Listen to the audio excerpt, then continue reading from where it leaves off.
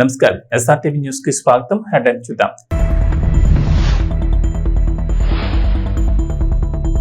HMDA పరిధిలో కొత్త జోన్లు, 6కు చేరిన జోన్ల సంఖ్య, పాలనా సౌలభ్యం కోసం విస్తరణ. తెలంగాణలో కొత్త రేషన్ హెల్త్ కార్డులు, ఉత్తమ్ నేతృత్వంలో కేబినెట్ సబ్ కమిటీ, త్వరలోనే విధి విధానాలు.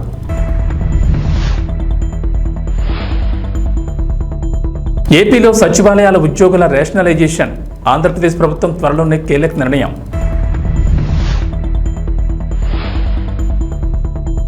ఏపీ ప్రజలకు మంత్రి నాదెండ్ల మనోహర్ గుడ్ న్యూస్, కొత్త రేషన్ కార్డులపై కీలక ప్రకటన. హైదరాబాద్ నగరం వేగంగా అభివృద్ధి చెందుతోంది. ప్రపంచ నగరాలతో పోటీ పడుతూ దూసుకెళ్తోంది. ఈ నేపథ్యంలో భవిష్యత్ అవసరాల దృష్ట్యా, పరిపాలన దృష్ట్యా నగరాన్ని విస్తరించాలని సర్కార్ భావిస్తోంది. అందులో భాగంగా ప్రభుత్వం కీలక నిర్ణయం తీసుకుంది. హెచ్ఎండిఏలో కొత్త జోన్లు ఏర్పాటు చేశారు. గతంలో 4 జోన్లు ఉండగా ఇప్పుడు వాటి సంఖ్య 6కు చేరింది. ప్రస్తుతం 7 జిల్లాల పరిధిలో విస్తరించి ఉన్న హెచ్ఎండిఏలో జోన్లను 6కు పెంచారు. ఈ మేరకు ప్రభుత్వం అధికారిక ఉత్తర్వులు జారీ చేసింది. శంషాబాద్, గట్కేసర్ జోన్లను యథాతథంగా ఉంచి శంకర్పల్లి, మేడ్చల్ జోన్లను 2 జోన్లుగా విభజించనున్నారు. ప్రస్తుతం హెచ్ఎండిఏ ప్రాంతం 7,200 చదరపు కిలోమీటర్ల పరిధిలో విస్తరించుండగా త్వరలోనే ఆర్ఆర్ఆర్ మొత్తం హెచ్ఎండిఏ పరిధిలోకి తెచ్చేందుకు అధికారులు ప్రణాళిక సిద్ధం చేస్తున్నారు. హెచ్ఎండిఏలో గతంలో 4 జోన్లు ఉండగా నగరవాసులకు సేవలు అందించే విషయంలో ఇబ్బందులు తలెత్తేవి.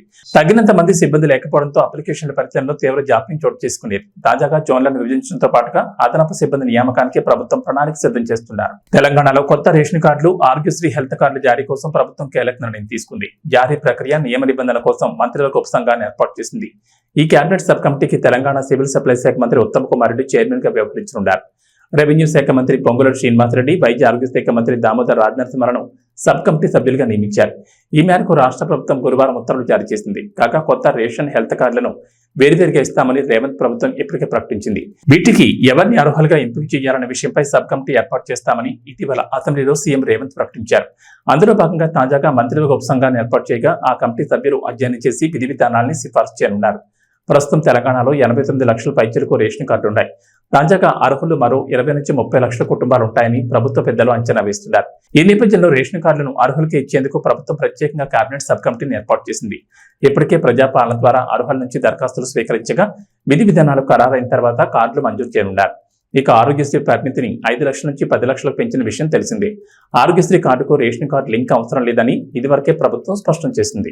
ఆంధ్రప్రదేశ్ ప్రభుత్వం కీలక నిర్ణయం దిశగా అడుగులు వేస్తోంది. గ్రామ, వార్డు సచివాలయాల వ్యవస్థలో ప్రక్షాళనలో భాగంగా రేషనలైజేషన్ దిశగా అడుగులు పడుతున్నాయి. రాష్ట్ర వ్యాప్తంగా చిన్న పంచాయతీల్లో తక్కువ మంది, పెద్ద పంచాయతీల్లో ఎక్కువ మంది ద్వారా ప్రజలకు సేవలు అందించేలా ఆలోచనలు చేస్తోంది. మొత్తం 1.61 లక్షల మంది కార్యదర్శుల్ని అవసరాలకు అనుగుణంగా ప్రభుత్వం వినియోగించుకోనుంది. రాష్ట్ర వ్యాప్తంగా గ్రామ సచివాలయాల్లో డిజిటల్ అసిస్టెంట్, సంక్షేమ కార్యదర్శి, మహిళా సంరక్షణ కార్యదర్శులు, వార్డు సచివాలయాల్లో పరిపాలన, శానిటరీ, విద్య, సంక్షేమ, ఆరోగ్య, మహిళా సంరక్షణ కార్యదర్శులు, ఏఎన్ఎం, వీఆర్ఓ ఉండేలా ప్రతిపాదించేలా అవకాశం ఉంది. వారిలో ఒకరిని డీడీవ్యూగా నియమిస్తారు. మిగిలిన కార్యదర్శులను క్లస్టర్ వ్యవస్థలో వినియోగించుకోవాలని ప్రభుత్వం ఆలోచన చేస్తోంది. గ్రామ, వార్డు సచివాలయాల్లోని పలు పోస్టులను రద్దు చేసి మాతృశాఖలు విలీనం చేసే అవకాశం ఉందంటున్నారు. Engineering assistant, agriculture, horticulture assistant, village surveyor అసిస్టెంట్లు, పశుసంవర్ధక సహాయకులు తదితర పోస్టులను రద్దు చేసి క్లస్టర్ విధానంలో మాతృశాఖలో అధీనంలో పనిచేయించే అవకాశం ఉందంటున్నారు. అలాగే పంచాయతీ కార్యదర్శులను పంచాయతీరాజ్ కింద గ్రామ పంచాయతీలకు పరిమితం చేసే ఆలోచన ఉందని చెబుతున్నారు. ఆంధ్రప్రదేశ్ ప్రభుత్వం మరో కీలక నిర్ణయం తీసుకుంది. త్వరలో కొత్త రేషన్ కార్డులు జారీ చేసేందుకు సిద్ధమైంది. ఇప్పటికే ఆ ప్రక్రియ ప్రారంభించామని, డిజైన్ పూర్తి కాగానే అందిస్తామన్నారు మంత్రి నాదెండ్ల మనోహర్. మంత్రి ఢిల్లీ పర్యటనలో ఉన్నారు. కేంద్ర మంత్రుల్ని కలిశారు. అయితే రేషన్ కార్డులకు సంబంధించి కీలక ప్రకటన చేశారు. అలాగే కొత్తగా వివాహమైన జంటలు కొత్త రేషన్ కార్డు కోసం దరఖాస్తు చేసుకుంటే వారికి ప్రాధాన్యత ఇస్తామని తెలిపారు. అర్హత ఉన్న వారికి త్వరలోనే కొత్త రేషన్ కార్డులు అందిస్తామని, త్వరలోనే కొత్త రేషన్ కార్డులకు సంబంధించి మరింత క్లారిటీ ఇస్తామంటున్నారు. గత వైఎస్ఆర్సీపీ ప్రభుత్వం రేషన్ డోర్ డెలివరీ అంటూ 1800 కోట్లు వృధా చేసిందన్నారు మంత్రి మనోహర్. రాష్ట్రంలో రేషన్ డోర్ డెలివరీపై మంత్రివర్గ సమావేశంలో చర్చించి నిర్ణయం తీసుకుంటామన్నారు. గత ప్రభుత్వం హయాంలో కొంతమంది రేషన్ బియ్యాన్ని గ్రీన్ ఛానల్ ద్వారా అక్రమంగా తరలించి కోట్లు కొల్లగొట్టారని ధ్వజమెత్తారు. గత ప్రభుత్వ హయాంలో ధాన్యం కొనుగోలులో రైతులకు అన్యాయం జరిగిందని, రైతుల నుంచి పంట సేకరించి వారికి డబ్బులు చెల్లించలేదన్నారు. రైతులు పండించిన ప్రతి గింజను కొనేందుకు ఏర్పాట్లు చేస్తున్నామన్నారు మంత్రి. రేషన్ కార్డు తొలగించారు. ఎవరైతే అర్హత ఉన్న లబ్ధిదారులు ఉన్నారో వాళ్ళకి ఆ అర్హత కలగకుండా చేశారు. మేము ఆల్రెడీ ఇనిషియేట్ చేసాం, కొత్త రేషన్ కార్డు డిజైన్ చేస్తున్నాం. ఆ కొత్త రేషన్ కార్డు డిజైన్ అవ్వగానే ముందుగా ఎవరైతే వివాహం చేసుకుని పాపం 2 కుటుంబాల నుంచి వచ్చిన వ్యక్తులు ఒక రేషన్ కార్డులో ఉండాలని కోరుకుంటారో వాళ్ళకి ఆ వెసులుబాటు కల్పించే విధంగా త్వరలోనే ఒక కార్యక్రమం చేపట్టబోతున్నాం రాష్ట్ర వ్యాప్తంగా. సో సో కొత్త రేషన్ కార్డులు జారీ డెఫినెట్గా చేస్తాం. పౌర సరఫరాల శాఖలో దాదాపు 40,000 కోట్ల రూపాయలు అప్పులు చేసి ఈ ప్రభుత్వం వెళ్ళిపోయింది. గత ప్రభుత్వం 5 సంవత్సరాలు 40,000 కోట్ల రూపాయలు. అందులో ఇంకా ఆశ్చర్యకరమైన విషయం ఏంటంటే ధాన్యం కొనుగోలు చేసి రైతులకి 1,674 కోట్ల రూపాయలు బకాయిలు చేసి వెళ్ళిపోయారు. సో ఆ మార్పులను తీసుకొస్తున్నాం. 1,674 కోట్ల రూపాయల్లో ఇంత ఆర్థికమైన కష్టమైన పరిస్థితుల్లో కూడా 1,000 కోట్లు ఆల్రెడీ మేము వాళ్ళ ఖాతాల్లో జమ చేసాం మా ప్రభుత్వం వచ్చిన తర్వాత. ఇంకొక 674 కోట్ల రూపాయలు సోమవారం రాష్ట్ర వ్యాప్తంగా ఆ రైతాంగానికి అందే విధంగా రూపాయి కూడా బకాయి లేకుండా పౌర సరఫరాల శాఖ నుంచి ఆ కార్యక్రమం చేపట్టబోతున్నాం. రాజీవ్ గాంధీ సివిల్స్ అభయహస్తం పథకం దరఖాస్తు గడువును పెంచుతూ సింగరేణి కాలనీ సంస్థ చైర్మన్ ఎండి ఎన్ బలరాం ఒక ప్రకటన విడుదల చేశారు. ఈ పథకానికి అప్లై చేసుకునేందుకు గడువు మంగళవారంతో ముగిగా దాన్ని ఆగస్టు 12వ తేదీ వరకు పొడిగిస్తున్నట్లు ఎన్ బలరాం స్పష్టం చేశారు. సివిల్స్ రాసేవారు ప్రిలిమ్స్ పరీక్ష క్వాలిఫై అయితే వారికి ₹1,00,000 ఆర్థిక సహాయాన్ని సింగరేణి కాలేజ్ సంస్థ అందించనుంది. అయితే ఈ పథకం కేవలం తెలంగాణ రాష్ట్రానికి చెందిన అభ్యర్థులకు మాత్రమేనని స్పష్టం చేశారు. గత నెల 20వ తేదీన తెలంగాణ ముఖ్యమంత్రి యనమల రేవంత్ రెడ్డి, ఉప ముఖ్యమంత్రి బట్టి విక్రమార్క చేతుల మీదుగా ఈ రాజీవ్ గాంధీ సివిల్స్ అభయహస్తం పథకం ప్రారంభమైంది. ఈ సందర్భంగా సివిల్స్ పరీక్షకు హాజరయ్యే అభ్యర్థులు ఇప్పటికే ప్రిలిమ్స్ పరీక్షను క్లియర్ చేస్తే ఈ పథకం కింద దరఖాస్తు చేసుకోవాలని సూచించారు. ఈ క్రమంలోనే రాజీవ్ గాంధీ సివిల్స్ అభయహస్తం పథకం దరఖాస్తుకు చివరి తేదీ ఈ నెల 6వ తేదీ అని తెలిపారు. అయితే తాజాగా గడువు పూర్తి కావడంతో దాన్ని పొడిగించాలని సింగరేణి కాలేజ్ సంస్థకు విజ్ఞప్తులు వెలువెత్తాయి.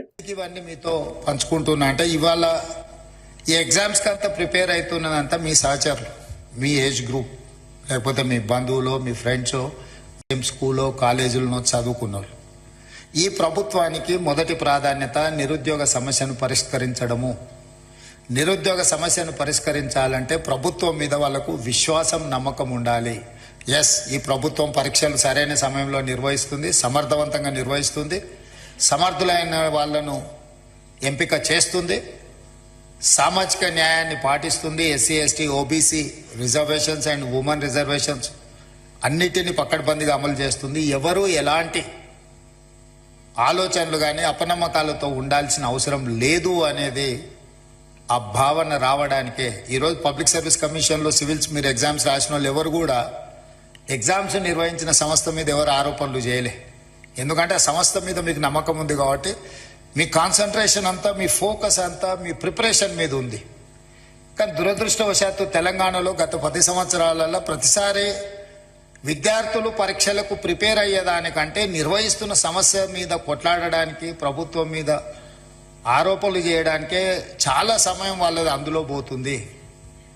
అందుకే నా సూచన, మనం నిర్వహణ చేసేటప్పుడు చాలా బాధ్యతాయుతంగా వ్యవహరించాలని మా మంత్రివర్గ సహచరులతో చర్చించి ఒక పకడ్బందీ ప్రణాళికతోని ఈరోజు తెలంగాణ రాష్ట్రంలో గ్రూప్ 1 కావచ్చు, లేకపోతే పారామెడికల్ కావచ్చు, పోలీస్ కావచ్చు, గ్రూప్ 2 కావచ్చు, గ్రూప్ 3 కావచ్చు, డిఎస్సి కావచ్చు, టెట్ కావచ్చు, ఏ పరీక్షలైనా ఖచ్చితంగా సరైన సమయంలో సరైన విధంగా సమర్థవంతంగా నిర్వహించాలని ఒక నిర్ణయం తీసుకుంది. దాంతో ఒక 30 లక్షల మంది నిరుద్యోగ యువకులు. తెలుగుదేశం పార్టీ కార్యకర్తలకు అధినేత చంద్రబాబు బంపర్ ఆఫర్ ప్రకటించారు. మంగళగిరిలోని తెలుగుదేశం పార్టీ కేంద్ర కార్యాలయంలో చంద్రబాబు అధ్యక్షతన పొలిట్ బ్యూరో సమావేశం జరిగింది.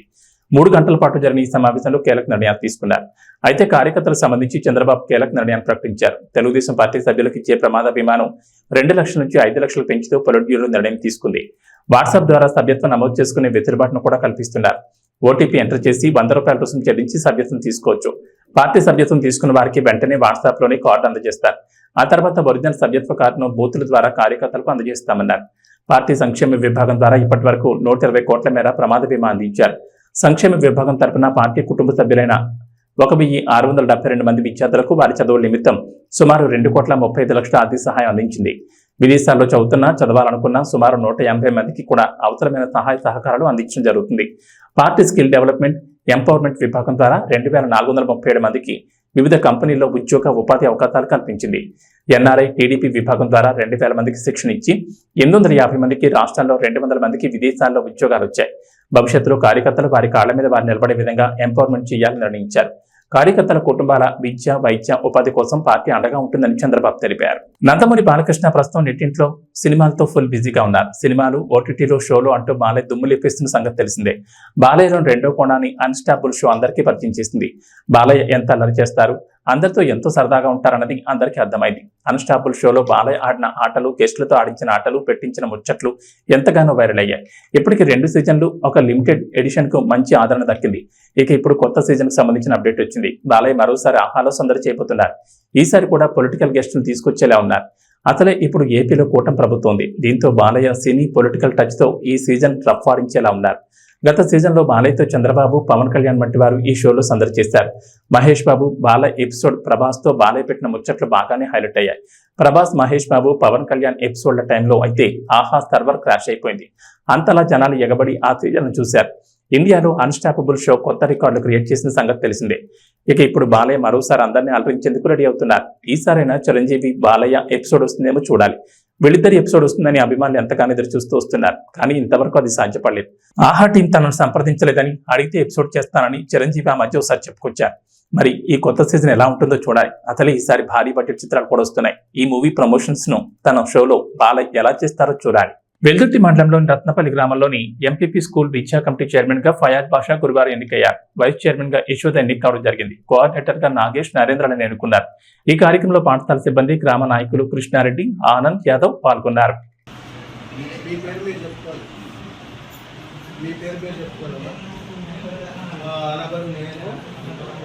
పాఠశాల యాజమాన్య కమిటీ సభ్యునిగా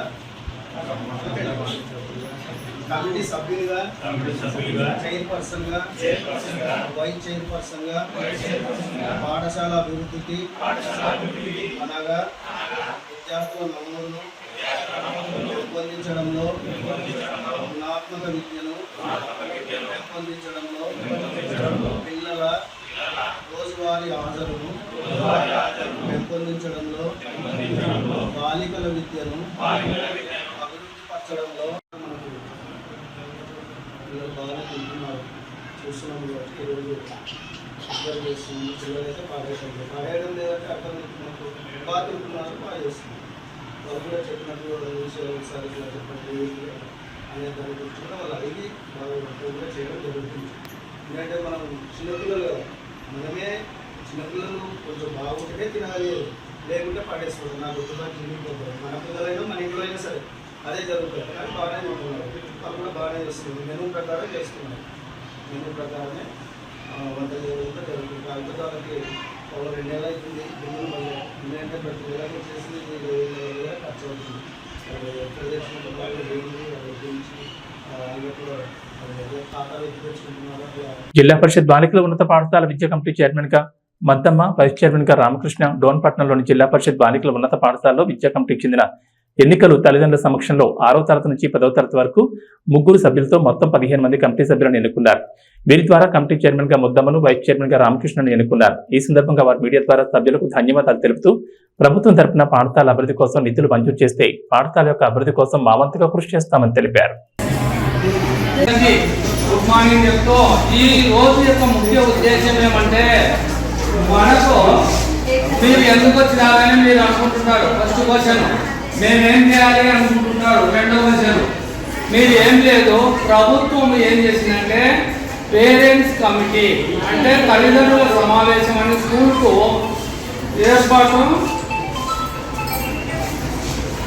ఏర్పాటు చేయవలసిన సమయం వచ్చింది. ప్రభుత్వము ఇక్కడ మీరు ప్రతి పేరెంట్ ఈ స్కూల్ యొక్క బాగోగులు ప్రశ్నించడానికి అవకాశం ఉంటుంది. బాగోగులు అంటే చదువుల విషయంలో కానీ మనం పెట్టే ఫుడ్ విషయం కానీ పరిశుభ్రత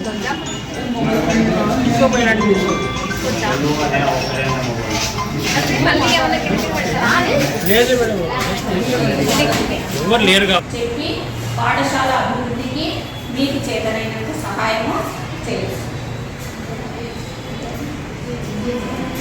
దీనివల్ల మీకు ఎటువంటి జీతం రాదు, ఎటువంటి ఆర్థిక లబ్ధి దీనివల్ల మీకు ఉండదు.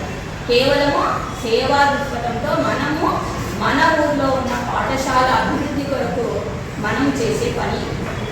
ఇప్పుడు నేను మాట్లాడిన విషయాలన్నీ అర్థమైనా అనుకుంటాను. ఏమైనా డౌట్స్ ఉంటే అడగచ్చు. మీరు ఇప్పుడు ఎవరు చైర్మన్గా కానీ చైర్పర్సన్ కానీ అంటే ఏం తేడా అంటే చైర్పర్సన్ అంటే లేడీ, చైర్మన్ అంటే స్కూల్ కమిటీ చైర్మన్ జెంట్స్.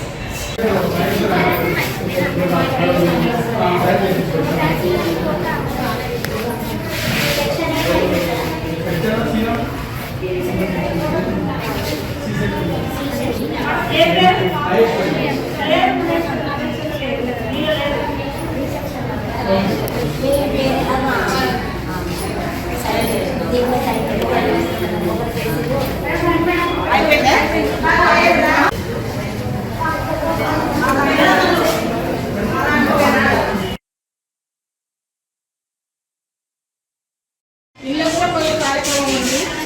ఏమంటే మనకి చిన్న స్కూల్కి మనం అన్నీ చేసి చూపించగలం. పెద్ద స్కూలు టీచర్లు సెలవు పెడితే ఒక బాగా మళ్ళీ ఈ కార్యక్రమాలు చేయాలంటే పిల్లలు గౌరవం చేసుకుంటారు. అట్లాంటి చిన్న పిల్లల్ని బడి పంపించడం, క్రమశిక్షణ, తర్వాత మనకు గర్ల్స్ హై స్కూల్ ఇప్పటి వరకు ఏం సమస్యలు లేవు. క్లాస్ టీచర్ ఎవరు? శిశుల టీచర్ బోర్డు మీద మేడం పేపర్ రాసి పంపించి బోర్డు మీద రాపించినారు కదా, మీరు రాసుకోలేదా? మీరు రాసుకోవడం తక్కువ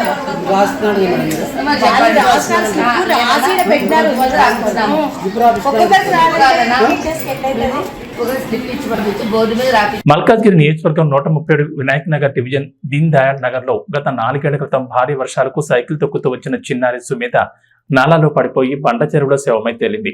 అప్పుడు కొంతమంది అధికారులు నామమాత్రపు చర్యలతోనే సరిపెట్టారు. మళ్లీ వర్షాకాలంలో ఇలాంటి దుర్ఘటన పునరావృతం కాకూడదని సుమేధ ఉదంతాన్ని దృష్టిలో పెట్టుకుని ఎమ్మెల్యే మర్రి రాజశేఖర రెడ్డి అధికారులతో కలిసి దీన్ దయాళ్ నగర్ లో పర్యటించి నాలా పూడిక అట్టడుగు నుండి తీస్తేనే వరద నీటి ప్రవాహం కాలంలోకి చేరకుండా ఉంటుందని, అట్టడుగు నుండి పూడిక తీసి నాలాలో నుంచి చెత్తను పూర్తిగా తొలగించాలని అధికారులకు ఖచ్చితమైన ఆదేశాలు ఇచ్చారు. జరుగుతున్న పూడికతీత పనులను ఎమ్మెల్యే స్వయంగా తానే లోతైన నాలాలోకి దిగి పర్యవేక్షించారు. ఈ సందర్భంగా ఎమ్మెల్యే మాట్లాడుతూ గతంలో నాలా పూడిక తీయకుండా ఉండడంతో చెత్త పేరుకుపోయి వరద నీరు రోడ్లపైకి రావడంతో సుమేధ ఉదంతం జరిగిందని, ఇకపై అలాంటి సంఘటనలు జరగకుండా ఎప్పటికప్పుడు అధికారులతో సమీక్షా సమావేశాలు నిర్వహిస్తానని చెప్పారు.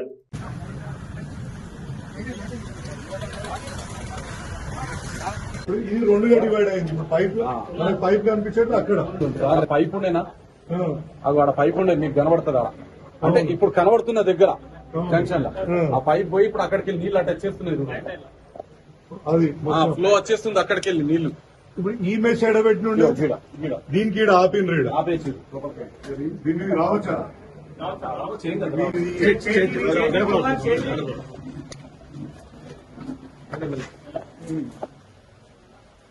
అది అవతల అవతల దీని దయాళ్ ఇప్పుడు పోతాం అక్కడికి వెళ్తాం. ఇదంతా సెంటే కదా పైన చెత్తలు అది బట్టలు ఓకే. అది తీసుకుంటాం లోపల సీట్ కూర్చుని ఉన్నది, ఆ పైన ఉన్నాయని తీసుకుంటే అవి తీసేస్తాం. మీకు చూడండి ఇది తీసుకోండి. ఈ 4-5 పోయేటట్టు ఉన్నాయి కదా. 4 ఇవి కాదు సార్, పైన స్లాబ్ ఉంటుంది. అచ్చా మీరికేం బండ్లు పోతాయి. మౌంటాన్ తీసి ఓకే ఓకే కుంగిపోయే ఛాన్సెస్ ఉన్నాయి. చాలా క్లియర్ ఉంది. మనం ఈ సెంటర్ తీస్తే అసలు నీళ్ళు ఆగే ఇంకా నీళ్ళు ఆగే పరిస్థితే లేదు.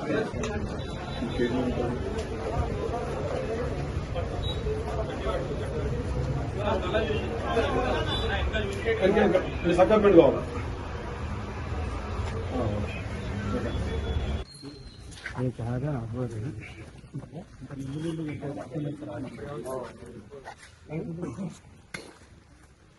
ఈ ఫిల్ట్ వెళ్ళిపోతే నాకు తెలిసి ఇది మునగదు అంతే. మొన్న వీళ్ళకి మంచి పని చేసేది సార్, పెట్రోల్ బంక్ దగ్గరికి అది చేసింది కదా, పోలు స్తంభము ఒక పై పడము ఉండాడు చేస్తున్నాం. ఒక చూడు అట్లా దిగిండు కదా మనిషి, చేస్తుడు కదా, ఇళ్ళకి ఒక్కొక్కటి అయిపోయింది.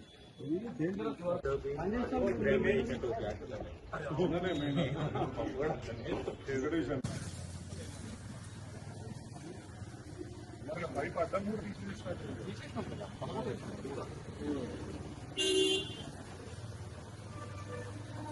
తెలంగాణలో మరికొన్ని రోజులు వర్షాలు దంచుకుంటున్నాయి. ఇప్పటికే గత 20 రోజులుగా రాష్ట్రంలోని పలు జిల్లాల్లో వర్షాలు కురుస్తుండగా ఇప్పట్లో వర్షాలు వీడేలా కనిపించడం లేదు. బంగాళాఖాతంలో ఏర్పడిన ఉపరితల ఆవర్తనంతో కారణంగా తెలంగాణలో నేటి నుంచి 2 రోజులు భారీ వర్షాలు కురుస్తాయని హైదరాబాద్ వాతావరణ కేంద్రం అధికారులు వెల్లడించారు. కొన్ని జిల్లాల్లో కొండపాత వర్షాలు కూడా ఛాన్స్ ఉందని చెప్పారు. నేడు మంచిర్యాల, నిర్మల్, నిజామాబాద్, జగిత్యాల, ఆదిలాబాద్, కొమరంభీం, ఆసిఫాబాద్, రాజన్న సిరిసిల్ల, మహబూబ్ నగర్, వనపర్తి, ఖమ్మం, మహబూబాబాద్, సూర్యాపేట, వికారాబాద్, జయశంకర్, భూపాల్పల్లి, ములుగు, భద్రాద్రి కొత్తగూడెం, సంగారెడ్డి, కామారెడ్డి, నారాయణపేట జిల్లాలో భారీ వర్షాలు కురిసే ఛాన్స్ ఉందని చెప్పారు. ఈ మేరకు ఆయా జిల్లాలకు ఎల్లో అలర్ట్ జారీ చేశారు. ఏబీ బులెటిన్ విశేషాలు. నమస్కారం.